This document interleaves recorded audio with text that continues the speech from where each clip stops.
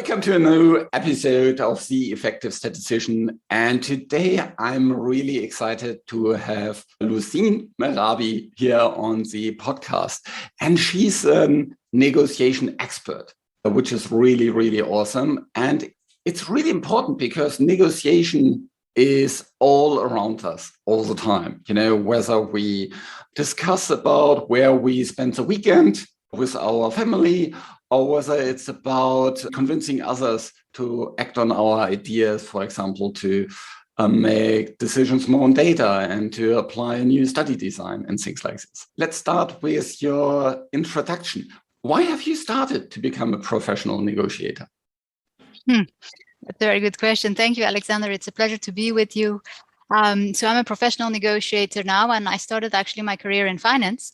I've been working on trading floors of investment banks for almost 15 years, on and off, in Europe, in Rotterdam, in Paris.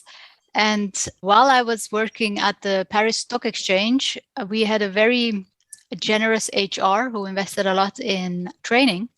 And they brought in two professional negotiators to select us. They selected a small group of potential, talented, whatever they called it, to be trained by these two gentlemen.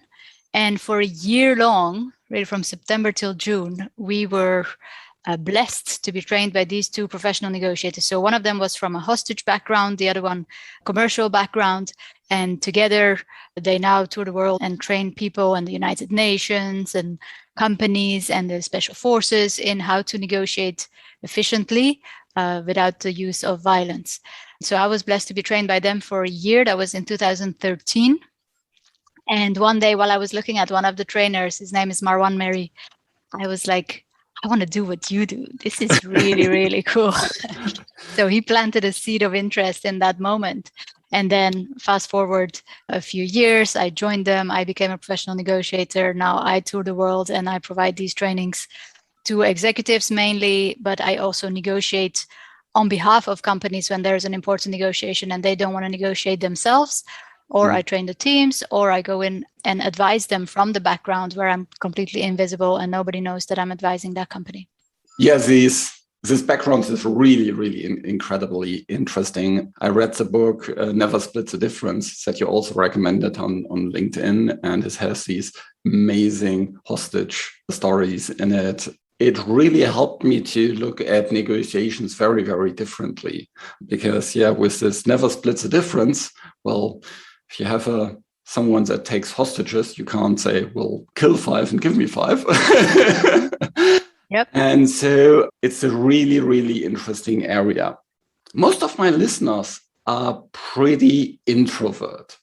What do you think would be limitations or strengths of more introverted people in negotiations?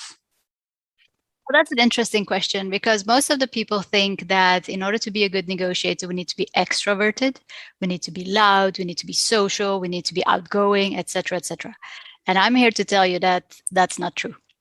Actually, in order to be a good negotiator, we need several skills that I believe are easier to develop and grow for introverts.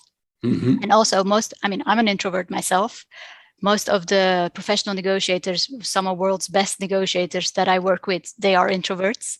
So I want to kill this idea immediately that in order to be a good negotiator, you need to be extroverted. That's not the case. You can be both extroverted and introverted and be excellent negotiators as long as you have the skills, both the soft skills and the hard skills that are needed. And one of those skills is, of course, listening. Listening is so crucial. And I believe introverted people tend to focus more, concentrate more, observe more before they speak, also think more about what they're going to say before they actually say it. And that is a super strength to have on a negotiation table. So extroverted people might seem more social, etc. And also we need to first define what is introversion, right? I'm referring to as the official first person who ever came up with it, who is Carl Jung. And he says that introversion has nothing to do with being shy or social or those kind of things. It has everything to do with energy, the way you spend your energy and the way you regain your energy after interaction. So we have the extroverted, and again, it's not extroverted people, it's people with a tendency or a preference for extroversion. Okay. Yeah. I mean, I'm also very detail oriented and I want to get things right.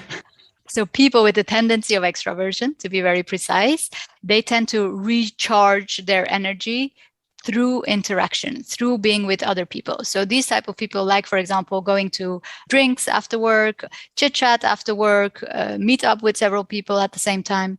Whereas introverts, they tend to recharge alone, through alone time, through calm and quiet. So these people need more space to think things through. So you can be both and still be a good negotiator, but being an introvert definitely has its advantages, as I said, about the observation, about the listening, about also observing not only what is being said, but how it's being said, the entire body language part, and also taking the time before you answer, taking the time before you commit. All those things are super important. It's easier to come back to something and say, let me think about this and get back to you, than commit to something and then having to pull that back. That's really bad for your reputation. And people with the preference for extroversion tend to sometimes commit too fast or talk too fast or say something and then they say, oh, no, that's not what I meant. Yeah, but that is what you said. So yeah, it can definitely be an advantage if you're an introvert. So let's double click a little bit on this listening skills. When you say listening, well, I can, I just listen to you at the moment, but what does it mean for you, listening? That's an excellent question. Listening means so much more than hearing. There's a massive difference. Hearing is you hear what's happening. Listening is you try to truly understand what the other person is saying, is feeling, is going through, has values about, etc. So I say you listen in 5D. What is being said? How is it being said? What is actually being said? What is being meant? What is being said in between the lines? What is not being said but actually conveyed? All those things are an aspect of listening. And most people, and I think I'm not exaggerating when I say more than 95%, don't know how to truly listen. Truly listen in order to understand somebody, in order to feel their values, what is important to them, what are their non-negotiables.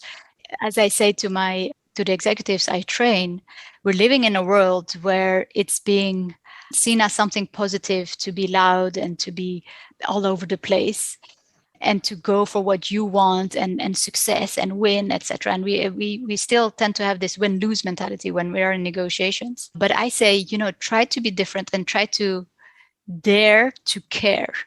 When you truly care about your counterpart, about the person you're negotiating with. So I'm not talking about the title this person has, the company they're representing, but that person, that human being that you're talking to.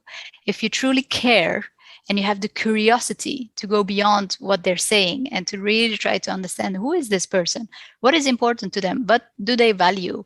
You create a bond that goes way beyond just being liked or just getting the deal done or just booking a success. You're establishing rapport, you're building rapport and a relationship that can serve you in that negotiation and all the other negotiations that might follow. And you might say, well, it's not important. I'm never going to see this person again. Why burn bridges? You never know if you're going to see that person again. That person is going to talk. You might have to deal with them in another setting years later. You just never know. So every time you have an opportunity to care about people, do it.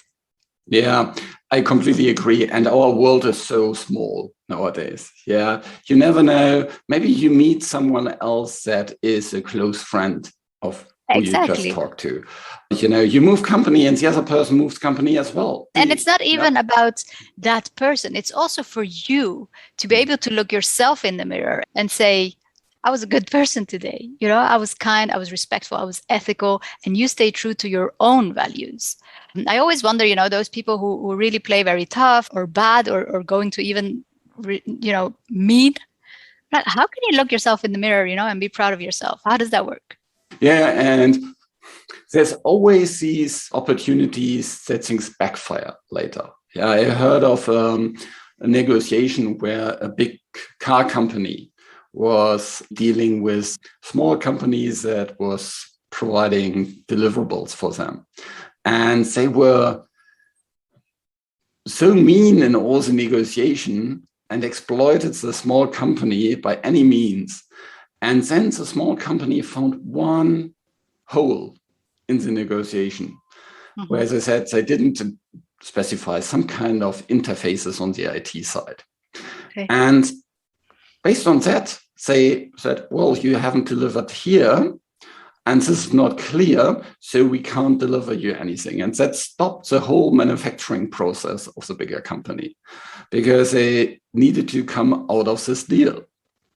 And so I think if you're mean, if you're kind of don't care about the other side, you just want to exploit it, that will backfire.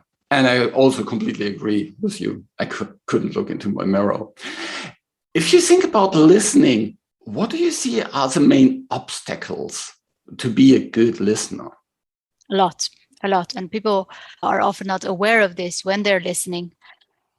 I think that one of the main things that are there is that people are too focused on themselves, too focused on why am I here? What do I want? What do I want from this person? What is my goal with this conversation? Me. So then they don't listen to truly understand the other person. They simply listen to get their needs met, which means they're missing most of what's actually being said. Another thing is that they're simply not trained. We think listening is just like breathing. You can just do it. But breathing actually also needs trained. We assume we know how to do it, but most people don't. So if you've never taken the time to learn about listening, to say, what is listening really? Like the questions that you are asking right now, if you don't have that curiosity and you've never been trained, you can go until the end of your life and never know how to listen properly. So yeah, being focused on themselves, not knowing how to listen, not knowing what listening actually is.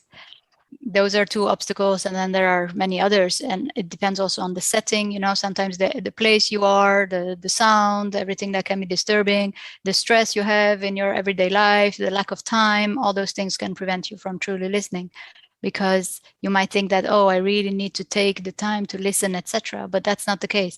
Listening can really become something like breathing. If you train it properly, you can simply listen all the time, acknowledged. And since, again, the majority of people can't do this, if you do this, it makes a massive change in your life, in all the relationships that you have, be it with your partner, with your manager, with your children, with everybody. Listening is a game changer immediately. It's also the fastest way of booking success. So, when I let my team go, I always say, just go and listen. Go and listen and see how life changes. Yeah. Can you give our listener maybe one trick that helps to be a better listener? Yeah, of course. There are many different ones. The ones that I say about dare to care. The number one thing you can do right now is, for example, next conversation that you have, doesn't matter with who, you say, you know what, I want to listen, and this is not about me. You just put yourself out of the conversation for a second. So when they're talking, instead of you saying, oh, but this is what happened to me, or this is what I would do, try to quiet that need to answer about you and simply be there for them. And whatever they say, try to encourage them to speak further. Things that we naturally do, such as, and then tell me more. So encourage them to speak more. That's number one. Number two, repeat back what you think you understood, just to validate what you understood. So things like, oh, that's interesting. It seems to me like da-da-da. And then you repeat if you understood properly. Or did I understand well that? What I'm hearing is. And then you repeat back in your own words what you think you understood. This alone will, one, validate what you understood. And if it's wrong, give the other person the possibility to correct you. So in both ways, whether you're right or wrong, you will learn more. The other person will feel more understood, will open up more and share more. And then obviously you win there again. It's a true game changer. And it's like swimming. I can tell you about swimming from the side of the pool for hours. Until you jump in the water and you actually do it, you won't truly understand what I mean. So next conversation you have, pull yourself out of the conversation, make it about them, give them the time, the space, the trust to open up, repeat back to them what you think you understood, and encourage them to speak more. Make this about them, and you'll see how that works. And don't be surprised if you get things like, oh, I love this conversation. People won't even know that you're doing it, but they will appreciate it. Yeah, I completely see that point. I remember a discussion I had with a very, very senior statistician early in my career. And he was asking all kind of questions and really digging deeper into what I was doing. And it felt amazing. Yeah. And I felt so appreciated by this very, very senior person. And that built a really, really strong connection. Absolutely. Why is listening so important for negotiations? What do you get out of listening that you can use for negotiations? Mm-hmm. Well, the number one thing what you just said is you build better relationships. So people then, you build rapport and you establish a safe place where people can open up. So you will actually gain more intel. You will learn more about what's really important. The number one mistake people make in negotiation is they negotiate on the position, meaning what is being said. I come to you, I say, I want to buy this product for 10 euros, and you start negotiating on the 10 without asking questions and listening to why do I want the product? Do I really want the product? Do I really have a budget of 10 or more or less? Why am I saying 10? All those things. So you negotiate on the position, what is being said. And to go back to your hostage example that you gave, okay, I took 10 people hostage and you're going to negotiate on that 10. But it's not the 10 that matters. What matters is what is my need. And in order for you to understand my need, why do I say that I, want to ransom or I want to pay 10? Unless you understand my need, you can't satisfy the need, and then you can't have a successful negotiation. As you said, if you say, oh, you know what, I can only offer you the money you're asking for 5 hostages, kill the other 5, keep them, do whatever you want, put them in human trafficking, and you will earn some more money, and give me the other 5 because this is the budget that I have. At the end, obviously, that's not a successful negotiation, right? That's a disaster. So you want a successful negotiation, and a successful negotiation is for both parties to walk away thinking what they achieved was fair, and that they can only achieve if their needs have been met. So not the position, not what they say they want, not what they think they can obtain, but what they need. And a need in a negotiation is a non-negotiable, is a value, is a breakaway point, is something that has often an emotional, as long as you're interested, of course, but listen in a way that makes people feel heard, understood, truly listened to, low to it. So if you want to be really like an expert negotiator, you don't negotiate on what people say they want. It doesn't matter what they say they want. What matters is what do they need? And you can't get there unless you know how to listen. You mentioned the word intel. What do you mean by that?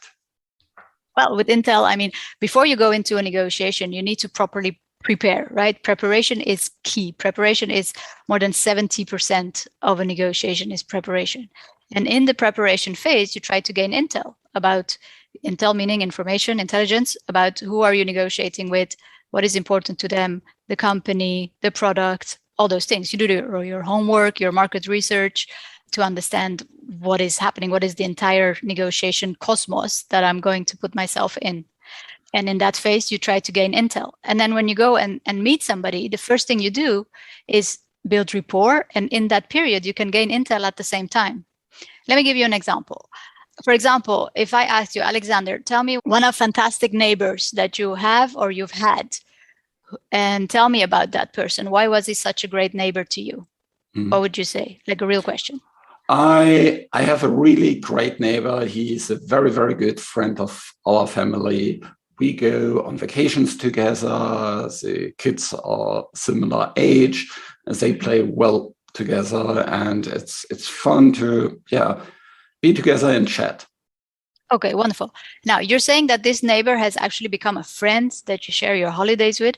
What is it about this neighbor that you appreciate? He's trustworthy. He is open. He also tells me what I need to hear, not what I want to hear. And we're just on the same wavelengths. Okay, so what happens here? You are telling me about this neighbor. So while I'm asking this question, you tell me about your neighbor that you think he is trustworthy, he's open, he tells you what you need to hear, not only what you want to hear. and you're on the same wavelength, right? Yeah. Now, if you think about it, these things that you just mentioned doesn't only give me information about your neighbor, but gives me information about what you, Alexander, value.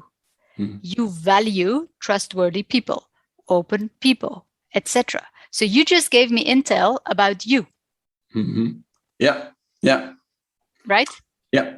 And by me opening up with that kind of questions and you thinking it's an innocent question because we're just talking about your neighbor, I gain intel about what matters to you. So then I know as a negotiator, when I'm negotiating with you, I need to position myself as open, as trustworthy, as telling you what you need to hear and not what you want to hear. Yeah. Yeah. Yeah. That's great. Yeah. Yeah. Very good.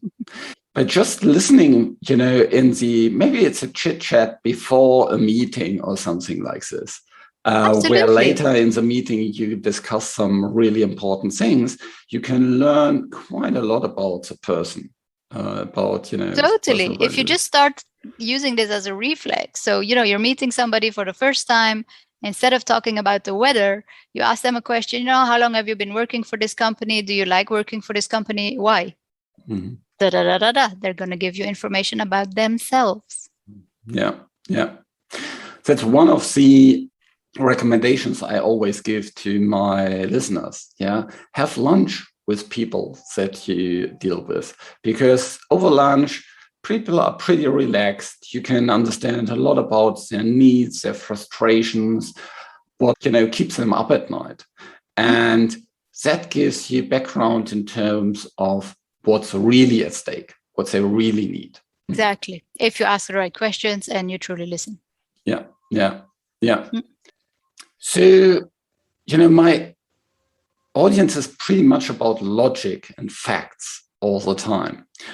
How does it help and how does it potentially also harm in negotiations? Well, I used to be extremely logic sense, right? When I was working in the trading floors, it was just my Excel sheets all over the place. I had 7 screens, 3 phones, and it was data, data, data.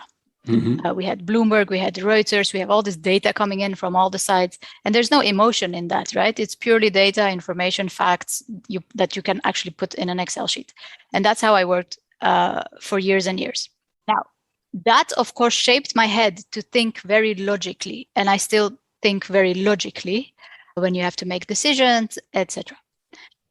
In negotiation, we can often perceive things in a certain way. So I often have companies coming to me, and obviously when they reach out to me, that means the negotiation is tough, is difficult, already didn't succeed in the past. Otherwise, they wouldn't reach out to me. And they come and say, okay, we can't win this negotiation because. And that's when we sit down and say, listen, this is your perception at the moment.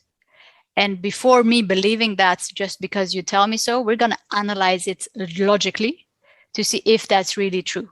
So we're going to go through the data, not the emotions, not the perceptions, the data of, okay, what is the situation? And we try to be as rational as possible, like truly objective. What is the situation? Same goes for the balance of power. When they're like, no, we can't do this because they're much stronger. I don't believe that at all. I want to have the data. So we're going to make a list of all the things that are important in that negotiation and truly give points to, okay, is this in our favor or in their favor? Mm-hmm. Very simple in Excel.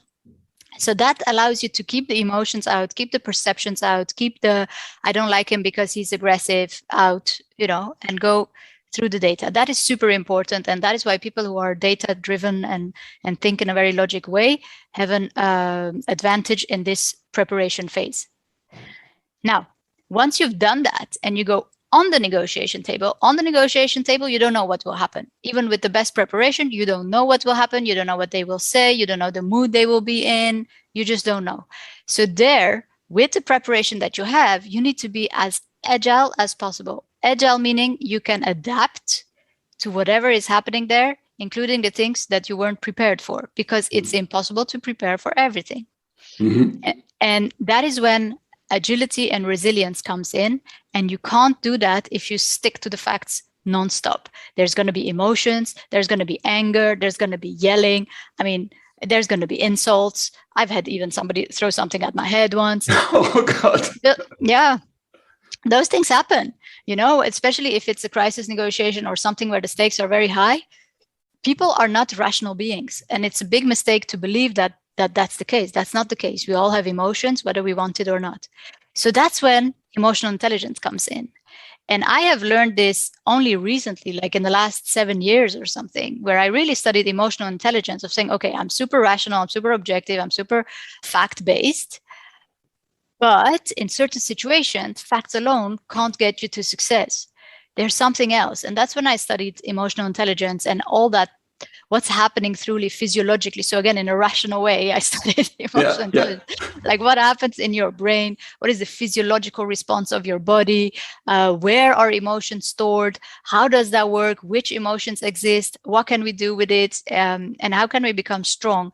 And I think if you combine both, so a strong fact-based, as long as you're interested, of course, but listen in a way that makes people feel heard, understood, truly listened to, thinking brain, and a strong knowledge on emotional intelligence and how you can recognize your emotions, how you can recognize emotions of others, how you can stabilize emotions of others. You know, when somebody becomes all angry and they stop putting their fist on the table, how can you remain calm and react to that? All those things give you then the best of both worlds, right? Of knowing, okay, this is how you're going to very rationally prepare, and this is how you're going to be very agile and react to all the situations that can come your way in the best way while staying calm, respectful, ethical, and true to your values. Yeah, so it's when and emotions always come in. Yeah. You need to deal with your own emotions to keep them under control and be able to manage the emotions of the other in a way. Yes, so absolutely. If someone comes in and is angry at you, because maybe you didn't deliver what they think was quality, and now you need to negotiate about, improving it or whatsoever. And that person is coming in and is really angry and frustrated. How do you deal with that? Very good question. So I just want to show you that what you did right here is exactly what I said to do in order to be a better listener. So you didn't jump right into your question. You first repeated what I said. Mm-hmm. Were you aware of it? Yeah. So you first repeated what I said, showing me that you actually listened. And then you asked your question. So that is exactly what I want you to do and your listeners to do. And that is a true game changer.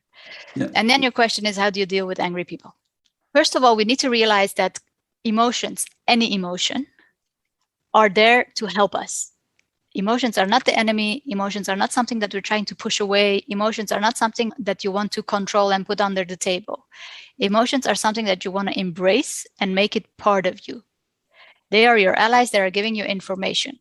So the information that comes with anger is somebody stepped beyond your boundaries. That is what makes you angry.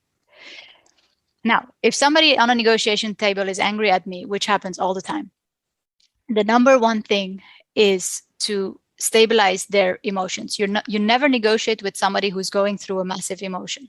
No. Why? Because in that moment, they are connected to a part of their brain, which is called the limbic, which is the emotional, where the emotions are stored. Or it's not as simple. Obviously, a neuroscientist listening to this will understand what I mean. But you can't feel an emotion and think logically at the same time. Then you're an amygdala hijack. Yeah. Exactly. Neurologically impossible. Okay. So you don't negotiate with people in that moment. And people still do this all the time. If you want an example, go to a playground where you have kids, watch somebody fall and cry, and then see how their parents tell them, oh, it's going to be okay. Oh, don't cry. Oh, da, da, da. And then they come up with all these rules and blah, blah, blah, blah. The kid is not hearing you. They are going through pain, through sadness. So let them go through it first. Another important information is, Alexander, do you know how long physiologically, so let's say something happens, your body physiologically reacts with an emotion. It doesn't matter which one, fear, anger, sadness. How long do you think physiologically it stays in your body if we just let it be? I think surely something like 15 minutes, 30 minutes. We think it's super long. That's another reason why we are so afraid of emotions. Like, oh my God, I don't want to feel this. I don't want to feel that. An emotion, I'm not talking about a feeling, an emotion is a physiological reaction of your body to something that happened. And if you just let it be, it stays in your body for about 90 seconds. Wow. 1 minute and a half. That's it. That's it. Then it calms down again and you go back to your normal state of being. Then you can connect to your brain again. However, if you don't let it be, you want to push it aside, you pretend it's not there, etc., then it builds up, that 90 seconds become more, or it comes back later in a way that you didn't expect at all. Those are the emotions that we're fearing. They weren't the basic emotions. They are the emotions that are being triggered because they were put away for such a long time. So the number one thing, to come back to your question, when somebody's going through an emotion, is to let them go through it. Don't be afraid of it. Create the space, let them go. Don't be afraid to be silent. And also, if you want to give them the acknowledgement that you see what's happening and you're not trying to pretend it's not there, that's one of the worst things you could do, is to actually acknowledge it. I see that this is making you angry. Or, oh, thank you for showing me that this is something important to you. Yeah. This allows them to feel what they're feeling, because it's physiological. Again, you don't think, I'm going to become angry now. It happens because something happened and your body is reacting. So every emotion that somebody is going through is legitimate. They have the right to feel that emotion. Who are you to say, don't be angry? Mm. So we don't deny it. We don't pretend it's not there. We let it be, and we actually go further and we put a label on it. We put words on it to show them that, okay, we see that something is happening. And that way you calm things down. People have the time to reconnect back to their neocortex, their thinking brain, and then you continue. So, don't take it personally. They're going through an emotion, maybe caused by you, maybe not. You might have been a trigger for something that was there since a long time that has nothing to do with you. Don't take it personally. It's not, if they're angry, okay. And then, it's not a big deal. So you mentioned you can also learn a lot from it. Of course, because it's giving you intel again. Yeah. And that is why I say, thank you for showing me that this matters to you. Yeah. And then you can learn more deeply, what exactly did you step over? Was it something that they have a meeting with their manager to report about it? Or exactly. That is when you can start digging and understanding what is it really. In the example that you gave, if you, for example, become angry at me and I had noted somewhere that trustworthiness is important to you, then I can ask you, is this something that I have explained differently or that you expected differently? Do you have the feeling that you can't trust me? Something like that. And then speak in your own language. But yeah, that's when you start digging of saying, okay, what happened here and how can we improve things? The problem is people think conflict is bad. Conflict is not bad. Conflict is an opportunity to come to something better than before the conflict. If you think about it, I'm sure you can think about an example in your life, or many, where there was a disagreement, let's say with your partner, with your manager, with whoever. There was a disagreement, so there was a conflict because the disagreement was expressed. And then you had a conversation, and then the situation after it was actually better than before the conflict. Yeah, yeah. Right? That's we all where have that. Managing conflict actually helps you improve your relationships. Going back to the neighbor, yeah. Mm-hmm. If the person addresses, so recently we talked about an upcoming vacation that we wanted to do together, and we had difficulties kind of coming up with the same priorities.